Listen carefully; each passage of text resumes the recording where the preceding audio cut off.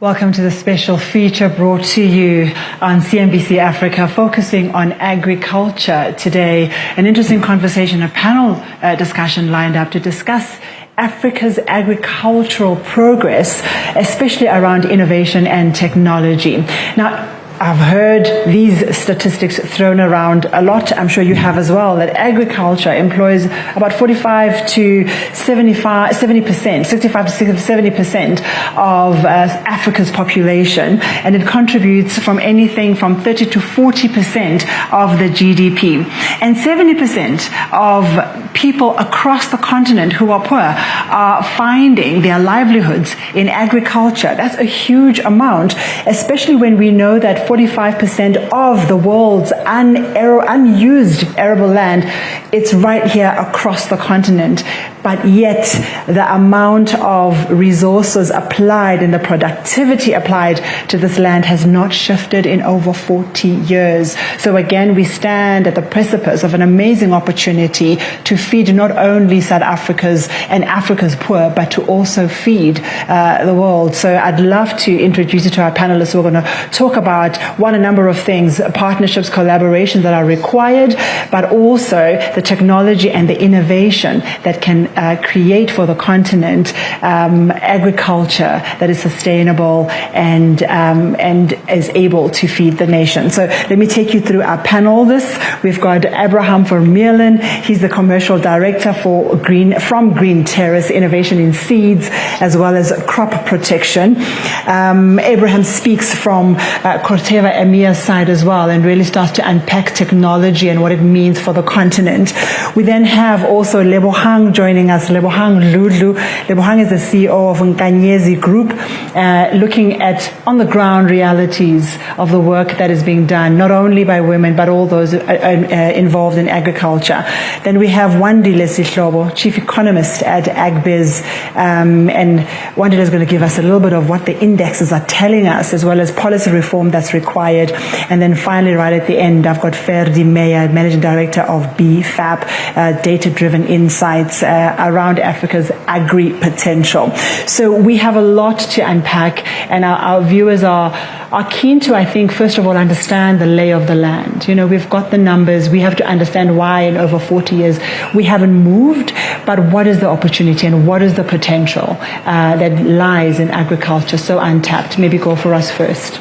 Yeah, it's a challenge, but a beautiful opportunity also. Africa holds today 1/5 of the world population, but we only produce 10% of the world agricultural production, and that disconnect means that we're still dependent on the world to feed us. And as you've shared, we've got all the core components: sunshine, water, land, to be able to feed ourselves and also to grow our export market. Many challenges, climate change, access to technology, credit, etc., to be addressed, but super excited and super committed, not for the challenge, but the opportunity that sits in Africa. And everyone, when we come back, you're coming from the Corteva Agriscience space. I think we're going to really delve into some of the technology that's going to make that possible. It's quite interesting and exciting, and I think it's going to govern a lot of what we talk about. But Lebohang, you are one of the few, and I'm sure you believe too few. There needs to be way more organizations like yourself. But you founded this institution, and what's your view? What enticed you to get involved in agriculture? I am an engineer by profession, a retired one. And then when I looked at how agriculture looked like, it felt like it was for all people. And then I then challenged myself and said, no man, there's actually money there and we need more young people. And then I left my job and went into agriculture full time.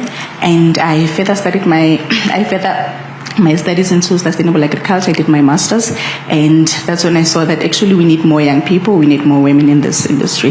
That's why I felt like I needed to make a change. And I think we're going to pull up, because how do we duplicate that at speed? And what does the data tell us? What does the data tell us about how we see farmers? You know, those who are subsistence farmers and those who are farming to live. How do we start to grow that on scale? And Wandile, you are looking at the data. What does it tell us? I mean, I think from where I sit, really building on the point that Abraham is starting with, which is that we are a continent with the potential And I think that's what Lebo is tapping in. But I think if you take a step back, regardless of where the numbers look like, it's still very much clear that the African continent imports a lot of food. Sub-Saharan Africa region, over $45 billion each year of various agricultural commodities imported, and of course the entire continent around $80 billion.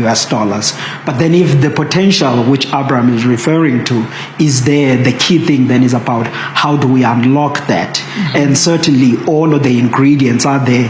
What is missing now is of course on the policy side, as well as the application of all of that technology that the private sector could bring, and the governments doing something with the network industries to unlock that. Sure. And I think we can revolutionize the African agricultural aspects. But maybe we can add to that, Ferdie, because policy is one aspect. The other one is the fact that we've got the people who need to do this work. What other pillars do we need to be looking at to unlock the sector? I think we obviously need to make maybe a distinction in Africa. We talk about Africa, but Africa has many countries, and they're very different in the nature of whether you look at the population, their consumption patterns, their regulations, and we can unpack some of those in a moment. But I think broadly speaking, if we think of some of the pillars that we come across if we're working those supply chains in Africa, first of all, extreme policy uncertainty. Let's give a practical example. Export bans, import bans. That creates extreme uncertainty for all players in the market. So I think, and what's interesting, if you look underneath the hood, there are several countries and in several commodities where we've seen great progress made.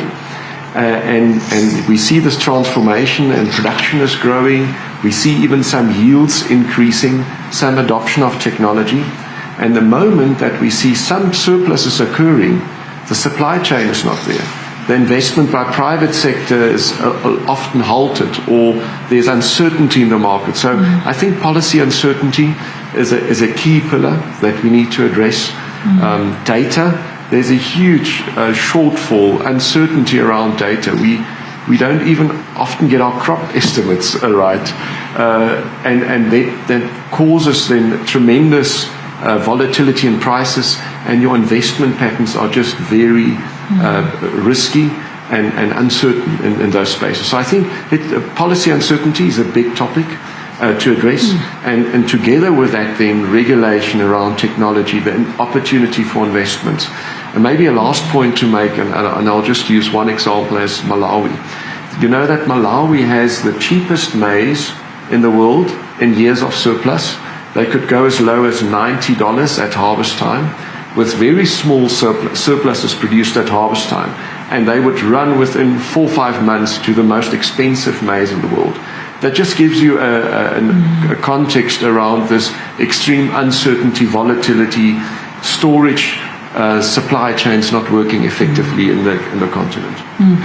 And I'm glad that we're having a conversation about the agricultural science, because as you mentioned, the continent is wide. There are many countries with many different needs. How do you manage it from an innovation perspective and working with the crops that farmers are relying on, or the seeds that farmers are relying on to create this crop? I mean, this is complexity. How's Corteva doing that?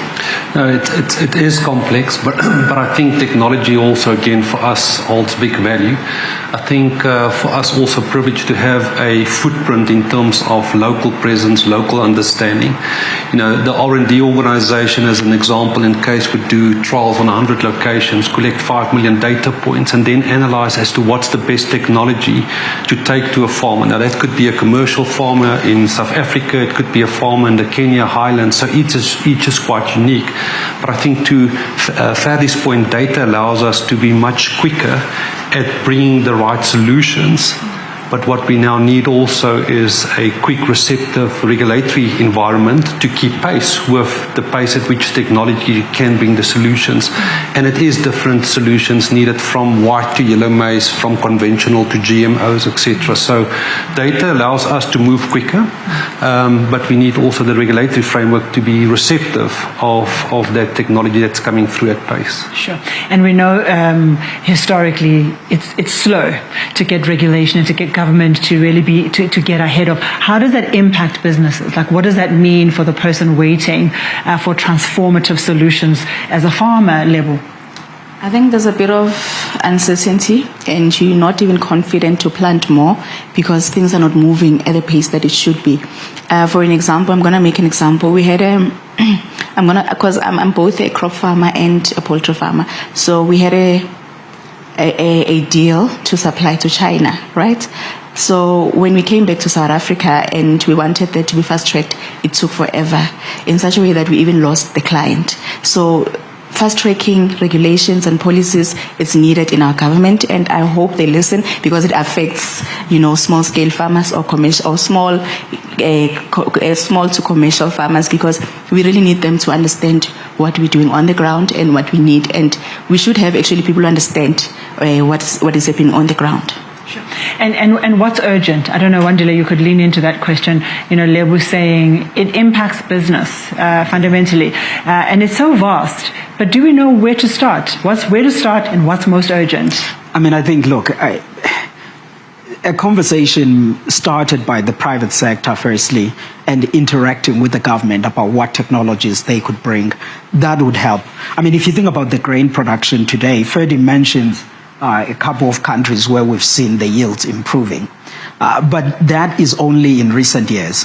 But if you were to say go back 5 years ago and you take the staple grain in the African continent, maize, for example, you will realize that for much of the expansion in production that we had seen all the way going back was really about the expansion in area planting rather than the improvement in terms of the yields perspective. South Africa, which was among some of the countries that was fast in adopting the technologies, saw yields on maize averaging at 6 tons per hectare, while in much of the African continent we were at 0.5 tons per hectare.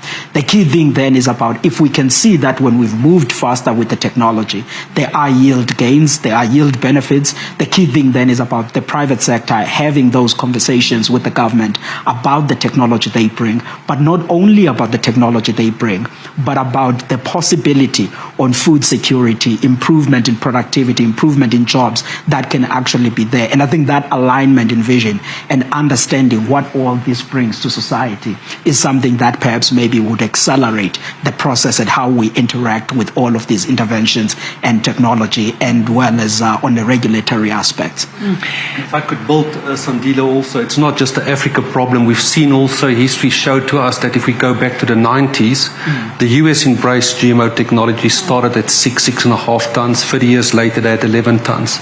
Europe, good soils, good water, access to credit. They opted not to go for GMOs. They had 8 tons. So embracing technology has shifted also a first world country to double, to other ones saying we don't see the value in the technology, and they were restricted. So sometimes it's also about that regulatory framework that could penalize you whether you're an emerging economy or developed one. Yeah. And it's a bit of a competition, I sometimes feel, now that the continent is so inward looking and we're recognizing the need to be self-sustaining. Ferdie, if you could move your farm to anywhere, which of the countries do you see really putting a spotlight on making movements that you think are positive for you? If I can take all my South African people along, if that's a deal, on the African continent, goodness, I think Tanzania is a wonderful country, has huge opportunity. It's close to, has a good, close to has a port, a lot of population growth rates fast. So that would be a fascinating country. But obviously the same challenges. And I think I wanted to just bring in that angle of we focus a lot on productivity, which is correct. And if we just quickly compare South Africa's path to some of the other African countries, we have excelled in so let's take average growth rate in maize and soybeans over the last 10 years. South Africa's average annual growth rate in these yields has exceeded the US and Brazil. in growth rates and average annual growth rates. So we are not there on an average absolute level of those yields, but we are catching up. So that's how quick the technology uptake was in South Africa when it occurred. The reality is we are export driven. We have an export terminal. We need to export. So we are basically competing at export parity. So we need efficient infrastructure. We need to get it out of the market. We need to get it into the deep sea because our local market cannot absorb all of it. If we don't do that, it won't be affordable. There won't be incentive for the farmers to get into that technology, into that productivity gains. And that's what we have a lot of times in the challenges in countries like Malawi, like Zambia. They are producing surpluses. But the moment that they move outside, they can service their neighbors, but the transportation is so expensive. If Zambia, for example, wants to export maize out of Dar es Salaam or out of Beira or out of Durban, you can knock off $200 a ton. And by that time, the farmer, she cannot afford that high, that smart technology of seed. So we need to be very careful in our assessment. What is the incentive for farmers to invest in technology in these markets?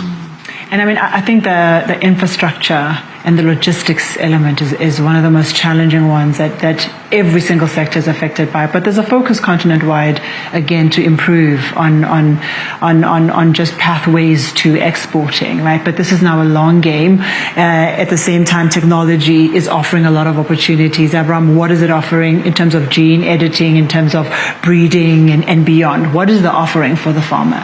Yeah, so I think, and it's important that, of course, technology needs to address productivity, but I think technology needs to go broader than that.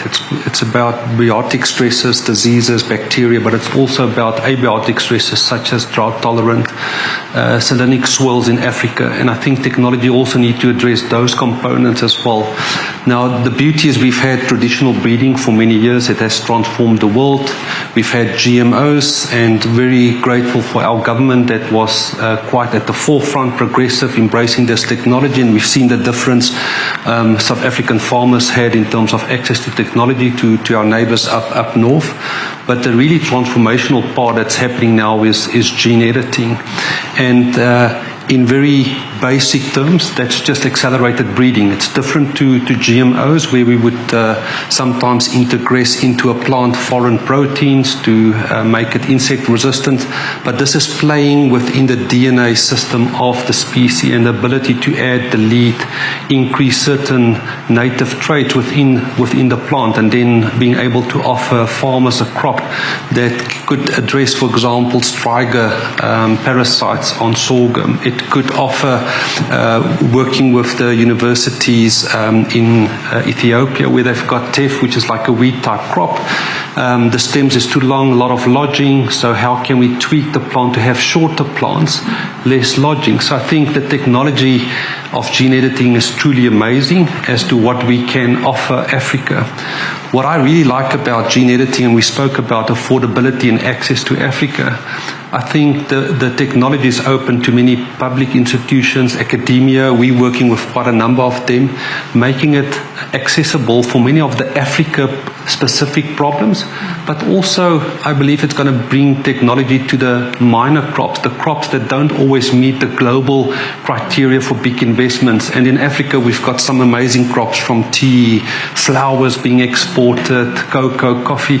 So all of these crops is also going to benefit from this technology, and small and big commercial farmers. So super excited as to what this transformational technology would bring. Yeah, and I had a discussion recently about also the need to be very decisive about where we play. You know, because you're saying that there are specific crops that are leading in the sector. There are certain crops that we could work on bringing into the market. And Lebo, is it easy to know where to play, what to farm, that enables you to build a sustainable enterprise, and for other farmers to find some guidance of where should we be playing as a farmer? I think it's easy, especially looking at the market normally we've got this app that we look at to check the past experience, that which one did better in the industry. For an example, if potatoes did better, it's easy for us to say, okay, let's plant potatoes. And also the help of Wandile. We know when he does his podcast, and he'll tell us that it's a good rain for us. I mean, he probably is looking at some app to tell us we're going to have a good rain, let's start planting. So that also assists us to know that, okay, vegetables are good. This type of commodity is going to sell this season. If it's tomatoes, he'll tell us. If it's if it's maize, he'll tell us. So it's easy because we've got people like him, and we've got access to that. Access to market to check that which one did better, and if it's going to be a good season for us. And as much as you are playing in the space, money is an issue. Yeah. Investment is an issue into your business, because as much as you are given the opportunity, farmers play a long game. It's a very long game. Yeah. There are lots of risks along the way. Wandile, what are the partnerships, the collaborations? What are the things that need to happen for this sector to be more investable and more people like Lebohang invested in to come into the sector and to survive? I mean, I think, firstly, thinking about the potential wide, not only now in South Africa, but in the African continent, I think the potential is there. But I think getting the basics right, and this combines both the points that Ferdie was alluding to, Lebo is alluding to, and Abraham to alluding to, is going to be important. One, I think on the policy side, Ferdie talked about the policy uncertainty. But on the policy uncertainty side, I mean, the basic point is that the African government, I do think that they have to embrace the technologies that are there. South Africa was one of the first in doing that. But I think as the problems evolve with climate change and the other things, new innovations that are coming into the market, we need to be open and saying, okay, we are embracing those, and of course then adopt them. And I think that's the one aspect. The trade policy friction that usually happens, which also weighs on the profitability of the farmers and then negatively influence their long-term performance, is something that needs to be addressed. There is a boring and a long-term and a difficult one that also is key, which is the infrastructure aspect. Because if we want these value chains to remain as profitable, you talked, Ferdie, about the issue of the maize issues in Malawi and the other countries. That has a lot to do then with the fragmented value chains.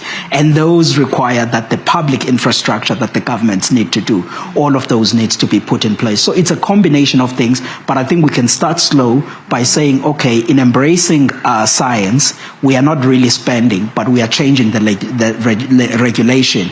You tick that box, and then you begin to see the private sector. And then you say, in issue of trade, if I decide that I'm not going to block imports or exports, that doesn't cost me anything. You tick that box, then you begin then thinking about where do you draw the tax so that you can address all of the long-term infrastructural aspects. And I think a combination of that would open the room for many other people to participate in the sector. And I think, Zanele, that will take us back to your opening point where you were saying this is a sector that employs many people and it can still contribute to growth, because then you can unleash it and unlock it, and we can be able to achieve exactly that. And there's a time when I believe, we shouldn't say back in the day, but there was a time when we did really well in so many sectors when it came to farming. And over the years, it's become more complex. There's been a lot of things that have disturbed the farming sector, be it political, be it environmental. So, Ferdie, let's cast our way forward without looking back too much and say, what do you think is required for us to be globally competitive? What are the things we need to do that can really unlock our ability to play better? Can I maybe answer that question just to say where we are in terms of our ag sector? As we're sitting here today, we are planting, and this is now expansion. Wandile talked about the area expansion in Africa, the growth mainly coming from area, not really from yields. In South Africa, it's both. So it's amazing. We're sitting here, and we are, for the intentions to plant, biggest area planted in the last 30 years. In South Africa. So that just shows you there's a lot of drive, there's a lot of dynamism in the agriculture sector. It's been the shining light through this period where we had slow economic growth. So if we just look at the last 10 years, ag grew by about an average 3.3% in real terms. The economy expanded by 0.8%.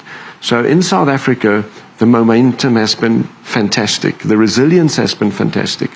we still have sectors that we need to address, especially in terms of inclusion, where we have areas where we have huge potential that we're not unlocking, and Wandile talked about that. Going forward, those are the areas that we need to focus on. A lot of idle land that we can still bring into production. We need the infrastructure, and we need to open the markets, because that's the one thing that's very different in South Africa compared to a number of the African countries where we have single commodities. Let's say, for example, dry beans, out of a big area out of Africa where you have exports into India. But mostly, like Wandile was mentioning, most African countries are net importers of food. South Africa is exporting, so we are net exporters of food. So by definition, we need to look at opening up of export markets. That requires regulation. It's the non-tariff barriers. It's the NBTs, the new breeding technologies that Abraham was talking about, the harmonization of these agreements to open up the markets, infrastructure, policy regulation, and then access to land and finance. I think those are the opportunities. So we are seeing this rapid expansion that we've seen over the last 10 years slowing down, and we need to be really resilient now and focusing on the key elements. And that's, I think, what also in terms of the master plan, what the master plan is looking at, the agriculture master plan, is pinpointing what are the cross-cutting factors that we need to address and focus on to unlock the growth, like what you were referring to in terms of those specific markets. So there are very specific markets in South Africa, but we need to realize that we've got this growth potential into export markets. We are effectively outproducing our local market, and we need to be very sharp in our narrative and the way that we shape the future narrative around growth. If I could just add 2 points also. It's about having a regulatory framework, and again, let me speak from a technology seat.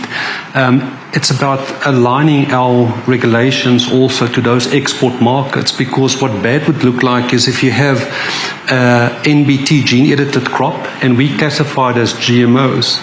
Now then, by regulations, you need to then export it as a GMO. And if you export that into Europe, Europe would say, but we don't accept GMOs. And if it's not a GMO crop, then we've just classified the wrong technology under the wrong umbrella, and that then hinders trade. The other one that's very important also for Africa is about capacity building and partnerships. I think it's important that as technology gets to the market quicker, more sophisticated, it's important also that when we give technology in the hand of somebody, that they have the ability, they've paid for it, to unlock it as well. And there, I think partnerships, working with institutions, making sure that we train, stewardship is as important as designing and having the regulatory partnerships. So I think capacity building is as important. But my question is, where are you doing the capacity building? Where are you doing what type of collaborations are you doing to unlock that? And again, it's going to be a team effort. As Corteva, we've got one of the core values of building together. We don't have the reach or the pockets to do it across Africa, but I think from a technology perspective, open joint R&D on gene technology, building capacity. Lebo, I think you've also attended our Soil Sisters Academy with Gibbs University in terms of building agripreneurs. So whether it is about training the farmer on safe use, whether it's about building business capacity, whether it's about working jointly with universities, it's going to take multiple efforts. Ferdie, you also mentioned Africa. We often say it's one town or one village, and it's not. I think for Corteva also, we've identified to say which are the big markets, the ones ready for technology, the ones that can shape Africa. So we also very selectively saying these are the 10 markets we can win there, and then next time let's go for the next, because I think a shotgun approach to try and do it in every corner of Africa is also the wrong approach. And as much as it's one continent, they are so different. Every single continent has got such different nuances. But let's come home quickly. A quick question that came to mind is access. As Abraham was speaking about, how easy is it for young people, for women to see the sector and to get into the sector and to find a way to operate within it? Do you think there's more work that needs to be done to create visible access? I just want to commend Corteva what they're doing, because they are sources that program really reaches everyone around the country. And it's not only that, there's also other programs that, collaborate with women, and they are very intentional about supporting women and young women, especially in the sector. So I feel like they're doing well. Yes, rapidly, slowly, but they're doing very well, because now everyone is, all the focus is on women and young people to join in the sector. So I think we need to more of Corteva's programs, and instead of having 30, let's increase the numbers so that more people can come in. Because I think, just to add, I applied 3 times to get in because I wanted to, because I could see that after when women came from that program, their lives changed, and mine. And I'm a living testimony of that after the Corteva program, I managed to get access to funding from other institutions because of what I was taught from the program. And I think there's a huge, the number of people, the number of women available is massive, and no matter how much your efforts are, you're only reaching so many. So how do we start to scale it? And Wandile, I think from a partnership perspective, where are the pointers that still need to be unlocked? Is it at a school level? Is it university level? Is it where do we need to be unlocking access? Because people don't know what they don't know. Yeah, I think the one point I want to build from Zanele, coming to your point, is this issue of capacity and why other governments tend not to be receptive of technology. Because let's face it, the truth is that some of these technologies have been there and other countries have been resistant to them. And that lies on both hands of the technology developers, you, Abraham, and the other colleagues, as well as those governments, because capacitating, it is an important thing to capacitate the farmers, but it's another thing to capacitate work with the regulators and those governments, because in today's world, where there are geopolitics, and there are conversations on who owns what technology and what are the implications of that for the sustainability of a number of these economies. It's a consideration that is serious that one has to actually put on the table in this discussion. And I think then ensuring that whatever the research institution of those countries and their breeders, to a certain extent, they have that close cooperation with the technology providers. It's something that I think it would ease and ensure that there is receptiveness on bringing that technology, because we all need it, and we all need it for making sure that global food security expands. In as far as Africa and the young people, Lebo and many others coming into the sector, I think the whole notion about agriculture in Africa and whether young people like it or not, we have to sort of like reframe it. Many people always make this conversation and say, let's make agriculture sexy so that young people come in. But I think that's the wrong framing. It's about making it more profitable so that the young people can see it as a business opportunity. But young people will see it as a business opportunity if they know that you start at a reasonably smaller scale, you can apply technology, biological and also mechanical, to increase the efficiencies and grow with scale and be able to produce other things and be linked to greater value chains. And I think once that is there, then it begins to see agriculture as any other developed sector or important sector of the economies. Then that changes. And it involves, though, again, partnerships, interactions for us all to be able to achieve that goal that we all want, and that inclusive participation that we want for the sector. Sure. It's a huge task that we are giving to people operating already at quite a sophisticated level. And Lebo, you're an interesting example. Previous engineer, went on to study agriculture. But any industry needs to have layers of development. So when we look at the farmer, you have a whole lot of people that work in your environment, and there's a whole value chain that they are aware of that they could easily plug into. What are the grassroots opportunities to just simple things that can grow the number of people participating, whether for a farm or even independently in the future? Do we have that mindset of developing at every level as a country, as a continent? I can maybe take a shot at it. I think often we underestimate how smart people are that are working on the ground, and why do they do what they do. So I think we need to spend more time understanding behavior of subsistence farmers. Why are they doing what they're doing? And we'll be surprised to see how smart and risk hedging they take their decisions. And risk at various levels. It's whether these are family risks or political, like social risks, economic risks, political risks. I think we need to get a good understanding of what's really happening on the ground, and start there, and then link to that, and that's part of our business at BFAP, is building up the data. The context and the data at ground level, which often does not exist here, and start to build the context and the narrative level. I think you are figuring out those supply chains on your own. And I think if we can start to inform the debate and get a real understanding of what shapes decision making, and why are you not buying that seed? Is it only affordability, or was it maybe 2 years ago somebody did buy that seed and the supply chain just dried up, or there was a drought and affordability dried up, or maybe government just came in and handed out seed, and government's involved. So one really needs to take a step back and say, what's the context, how are these decisions taken, and the data and the analytics around that. And I think if we can spend more resources in that space, we'll get a better understanding of how to inform the broader debate, and then ultimately the participation. Because like Wandile says, at the end of the day, if it's not making sense to get involved, you won't get involved.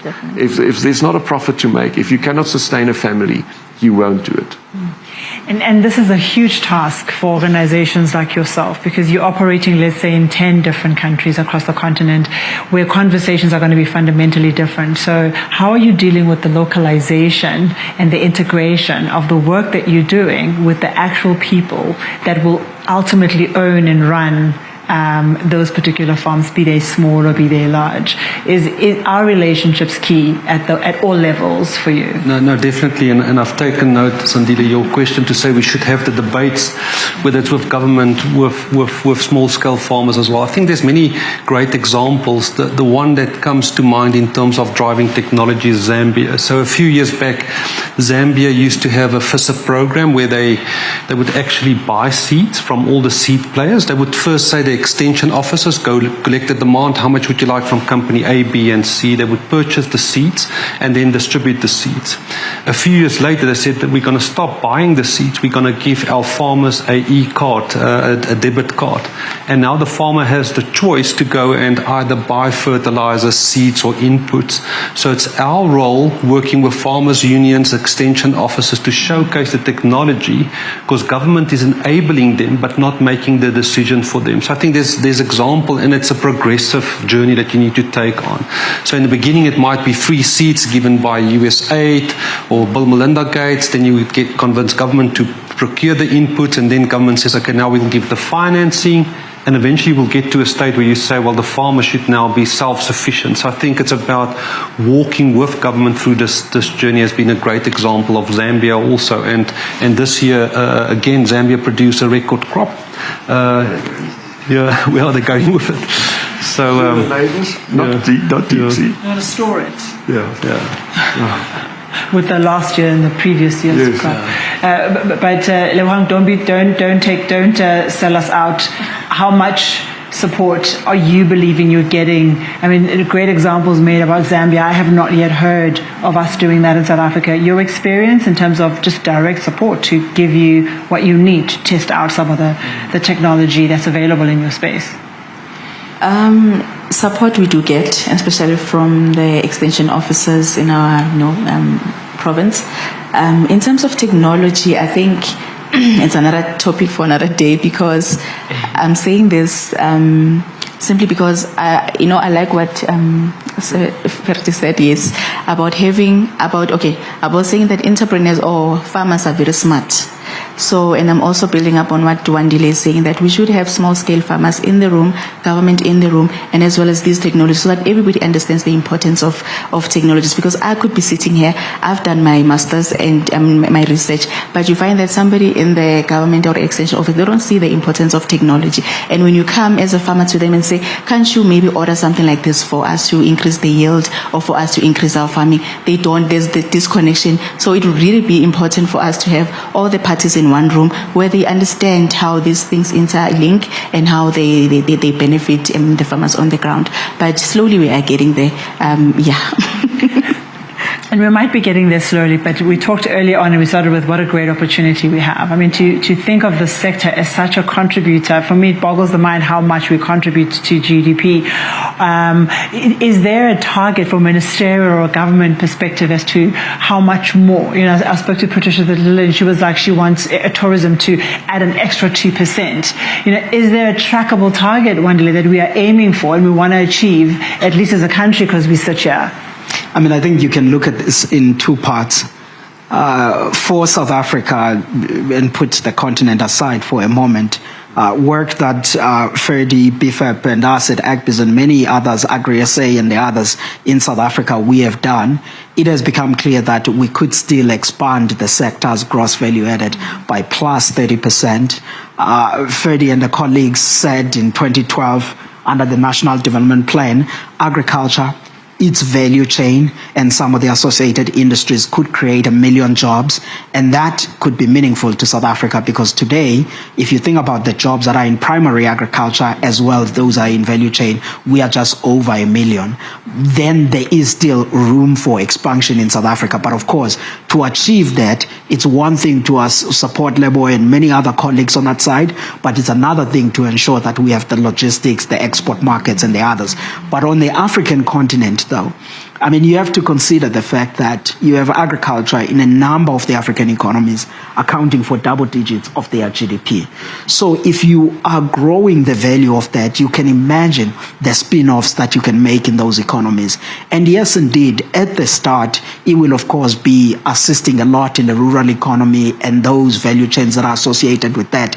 But it gives them at least a stepping stone for even other advanced industries that can be developed on that. So if we are thinking about the next steps or the much quicker ways of making sure that the rural economies improve, I think that here at home in South Africa, but in much of the African continent, agriculture provides us that. And I think this is why, by the way, and I think it's linked to the conversation of this year, at the G20, the Agricultural Task Force, one of the key things that they are emphasizing is exactly on that, because I think this can do something that is meaningful for the growth of the economies in the continent. It's been a journey. I mean, we have G20 now having these conversations, escalating across a number of different sectors, and then we look at the one plan. Are we seeing everything come together? Because the critical thing is that if we are thinking and planning and strategizing in isolation, and there isn't a true source of data that pulls it all together, so that investors understand that when they invest in a particular sector, all the other impacting sectors are doing what they need to do. So is transport, is logistics, is policy surrounding the framework of agriculture. So do you have hope that it's G20 has perhaps helped to lift us up so that we can see the full picture and say, okay, we're all on the same page, or do we still need to refine our plans so one plans can actually start to make sense? Yeah, we've come with so many plans. Yeah. And that's a concern, isn't it? It's the plans, and I think there have been, if we think in a South African context, a very consistent message over, let's say, the last 10, 12 years, Wandile, from the National Development Plan. Same strategy, Pakisa, master plan, just narrowing it down per value chain, articulating it finer. So I think on the progress side, I think we are getting sharper in maybe more not refined. The broad stroke. I hope we're getting sharper in terms of A, B, and C, and D, and not E, not E, D. But the implementation, I think that's still where the struggle lies. We talk about an Africa Continental Free Trade Agreement, and we talk about it so many times, but we don't address the layer below that, which says key bottlenecks at border posts. Let's just go and sort those out. Trucks that are standing there for a week, that just eats into real affordability of food in the continent. If we would just think about inefficiencies, what it costs us, then, these continental free trade agreements are agreed on in a boardroom. but what's happening on the ground in implementation. So I would spend more money and effort in getting people on the ground that actually implement. I think we have good plans. I think there's broad alignment. I think voices out there will always be voices out there which kind of go left or right or middle or up or down. But I think there's agreement. But it's the execution where the challenge lies. And I agree with you. I must say I feel the sentiment that we've absolutely gone so much sharper and clearer in what is required. And we need 1 or 2 or 3 or 4 great decisions to be made, for example, around border control, and we will see the market opening up. But Corteva, you were just but one of many organizations continuing to see yourselves really vested in the continent. And are you the commercial director? What are you seeing that's just fueling your continuous investment? Yeah, so as I've mentioned, the underlying fundamentals is just so great. The people, the culture for agriculture is so receptive. When you travel across Africa, people are so hungry for technology and knowledge, and that's really the exciting part. What excites us also is the part about sustainability, environmental impact. So yes, trade, technology, productivity, but we all also realize that we need to ensure also it's done in a sustainable way. So it's good also to see the debates, and at least in Africa when we talk about climate change, there's good alignment to say for Africa that also hurts. So again, for us that's the exciting part, also sort of starting to focus a distinct technology drive to say how do we also address some of the climate challenges that would face Africa even more so. And for the small scale farmers losing a crop, that's losing livelihood for a year, so they don't have a fallback as well. And again, I think technology is going to address that in a big way. So super excited also to having the debate on the environmental sustainable side as well. Yeah. And I like your note. I think we're going to wrap up on what makes me excited, I think, about the sector, because you're right, the opportunities are so vast, and the fundamentals are there, and the people are absolutely there. But they're going to somehow have to find themselves to be very resilient and to wait for us to just cross over the precipice. So, Lebo, what keeps you going and excited about the sector? What keeps me going or excited is that there's intentionality in terms of technology and innovation towards agriculture. That gives me rest to know that I can plant 10 hectares of tomatoes and not worrying about how the weather will destroy my crop or the uncertainty. So I think that also gives us some rest to say 5 years from now, definitely we'll be in a better place. That, yeah, we are getting sharper, but I know 5 years from now, things are getting better and we are adopting to technology and innovation. So that is really exciting, and I don't regret joining the agriculture, because I see now that since I was an engineer, it's also the component of engineering that is coming into the sector, and that is really exciting. And anybody can study and have different types of qualifications, and they will all lend a hand in the sector. So it's not exclusive to having gone to just agricultural school. So it's quite inspiring to hear. Wandile, your passion is palpable. What drives you to just keep on working in this sector? I mean, look, if you listen to every speech on an economic side by the leadership of South Africa, or you listen to speeches by the leadership in any African country, or the leadership of China or Asian countries, agriculture is often mentioned as one of those sectors that is out there. So the fact that the sector in recent years has actually grown up in terms of their profile amongst the political leaders, it does mean then that it will remain there for quite some time. But also, in addition to that, all of these exciting innovations that are coming with the technology providers, all of this means that even the investors will likely continue to be looking at the agricultural sector.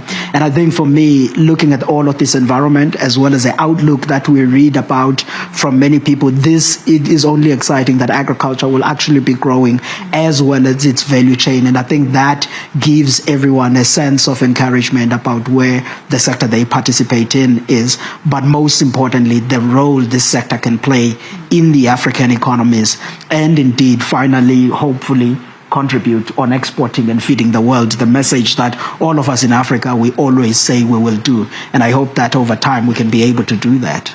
So you just chuffed that as an economist you chose this sector. I mean, I can just see you bragging. So to every other economist that's listening to you, that you chose the right sector. And from your perspective, Ferdie, again, you're sitting with a whole lot of people really vested their livelihoods for years and not moving. Your thoughts on the hope that drives us forward. Yeah, I think for us, I would say the people in the sector. I can only describe them. I think at a previous panel I mentioned this. Fearless. I think that's the word that I want to use for agriculture people on the ground, being in agriculture, farming, processing, producing food. Is if we just look at the extreme weather, we were talking outside over the last 4 or 5 seasons, we've had drought, we had floods, we had early rain, we had late rain. And through all this period, agriculture has kept on producing, kept on growing, kept on putting food at export parity levels, which is as competitive as you can be on the table of South African people. And that's, for me, it's a fearless belief in your sector, in your people, in your country. And that's what keeps me in the sector, is saying the people they just keep on investing, fearless. Regardless of climate and politics, they just keep on going. And that makes me extremely excited to work in the sector and with these people, and to have a fearless drive and passion to be in the sector and know what you can ask any agriculture person and they'll tell you why they're in that sector. And that's what it is. They know what they're there for, what their purpose is. And that's what keeps me in that sector. And they move from one season to the next, and to the next, and to the next, because... Keep on reinvesting. Yeah, it's going to come. And I want to pick up on the investment piece, because continent-wide, the development banks and international institutions also have a huge eye, not only on research and technology, but also on investment into the sector.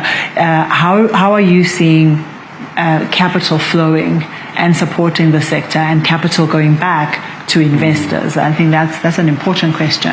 Yeah, I tried to convince my kids to go study agricultural medicine, because we need to eat and we need to be healthy. So from an investor perspective, I think the underlying fundamental demand will always be there for food. So that's the one positive for investors. I think for Africa also, again, driving our export growth opportunity would allow us to create more dollars, allow us to afford better technology as well. So I think there should be a big drive also to say, how do we uplift exports for the Africa continent, also to benefit not just from importing as well, but from a Corteva perspective, fully committed, big investments in Africa, increasing capacity, because we truly see a phenomenal growth opportunity that sits on the continent as well. So from that perspective, but you need to have a long view. We get one opportunity once a year to plant a crop. If you're there for a quick week turnaround, this is the wrong industry. It's about a long-term commitment, which we also like to make on the Africa continent. Yeah. And I think being invested in Africa is one thing, and then being the person or the small farmer owning a farm and running a farm, I mean, that also must take huge personal investment. I've got a few more minutes, and what has it meant for you? What has it felt like for you to, this is corporate investment, and you are physical, personal investment. What has it felt like? Knowing that there are a lot of people that are working at the farm, and that they are, feeding their families and who are making a difference, that for me just tops it. And it's really interesting how South Africa is moving in terms of, supporting the farmers with infrastructure, and how open they are now with, the capital that they are giving us. I, for one, have been funded by 4 institutions already.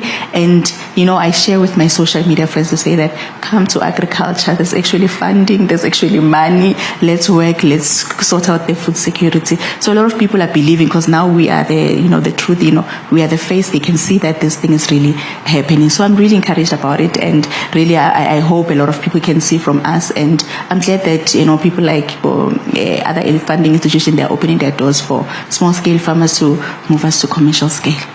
Thank you so much. Wandile, a quick one from you, and then we might make it to Ferdie. Closing remark quickly. At the Agricultural Business Chamber, we have what we call the Agribusiness Confidence Index. Looking at it over time, it's been consistently showing that although it has its dips, but the sentiment about where the sector is going, especially in South Africa, it's been pretty much robust, and we've seen the flow of investments following that. My sense is that even in much of the African continent, that's the feeling. So there is confidence, and the investment will flow into the sector. And I'm sure that's what you are hoping, you are seeing, Ferdie. I'm seeing it, yeah. Absolutely. And we are seeing it. We are seeing so many funders really put a spotlight on it. Where should it go? Is the funding going in the right places? Is it structured appropriately? Quick one from you, Ferdie. Yeah, just maybe a quick last one on technology. I think that we had a lot of discussion around that today. And for me, there are three elements. It's access. It needs to be, you need to have accessibility at all levels, affordability, and the regulation part. And I think this is now putting my farmer's hat on also. We as farmers need to be disciplined in the way that what we do with the technology. Because if we don't use it right, we could lose it.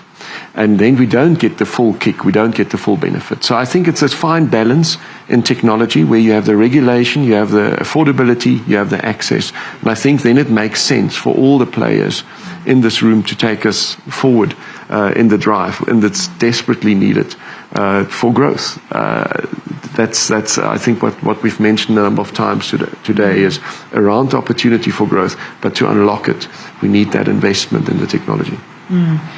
Well, thank you so much. I think there's been a very interesting conversation. I'm hoping that this the technology that's looking at the genetic, just minor shifts that are going to be life-changing for farmers continues to grow in a very big, very complex country with so many needs. And as we see climate change coming, and as we see many other factors come to play over the years, the sector's got to be agile, and technology is at the forefront of that. So I really want to thank my panelists for the conversation today, looking at technology and how technology plays a role in creating resilience in the farming sector. Huge investment, not only from Corteva as a science institution, but also from the very players who are doing the research, who are doing the farming, contributing back to what is needed to make agriculture thrive, not only in South Africa, but across the continent. So thank you so much for taking the time to be with us. I'm sure many are going to look at how to get involved in agriculture. Good luck to you. I'll be doing it myself in a very small, very tiny, very small way. But I'll see you next time for our next conversation. Take care.